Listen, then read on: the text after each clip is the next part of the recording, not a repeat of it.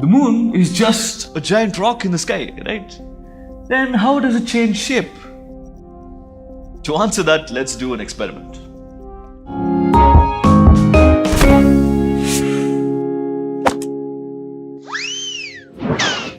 This is the experiment. Now, I want you to imagine that I am floating somewhere in space, and that bright light over there is the sun.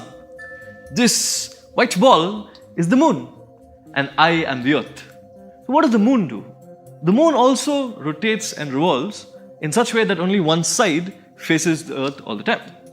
For example, it does something like this. So if this is the moon and I am the earth, it goes around the earth like this. But the thing is, it's not exactly like this. What I mean is that the plane of revolution of the moon is slightly tilted. Now, let's look at what the moon will look like as it goes around the earth from the earth's point of view.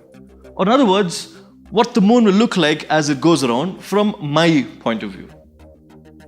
Now, let's say this is the first position in its cycle. As you see, it's just in between the earth and the moon, so therefore you can't really see it from the earth, right? Because the side of the moon that's lit is facing the other way. So it's just impossible to see the moon when it's like this. Okay? But then the moon starts moving, right? It starts revolving around the earth. So in about 3 days or so, it comes to this position. Now you see that we can see a part of the moon, right? A part of the side that's facing us is lit, a very small portion, and it's curved like this. This phase is called the crescent moon. It's very common, very popular. More specifically, it's the waxing crescent.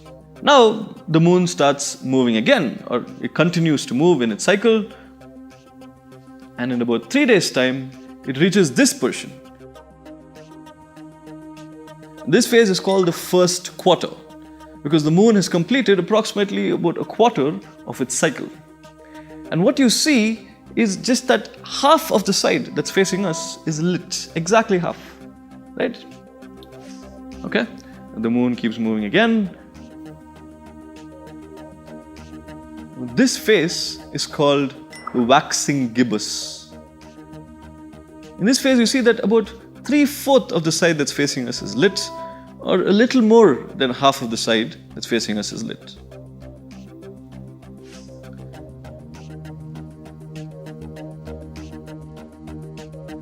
Now in this portion, we see probably the most popular phase of them all, maybe even the most beautiful. You see that the side that's facing us is completely lit, and this phase is called the full moon. In this portion, the moon has completed exactly half of its cycle, so now it starts coming back towards the sun. And in about 3 days or so, this phase is what it reaches, and this is called the waning gibbous. As the moon moves even further, the next phase we reach is called the third quarter. And in this phase, exactly half of the side that's facing us is lit again, just like the first quarter. Now this phase is called the third quarter because the moon has completed approximately 3/4 of its cycle around the earth. As it moves further,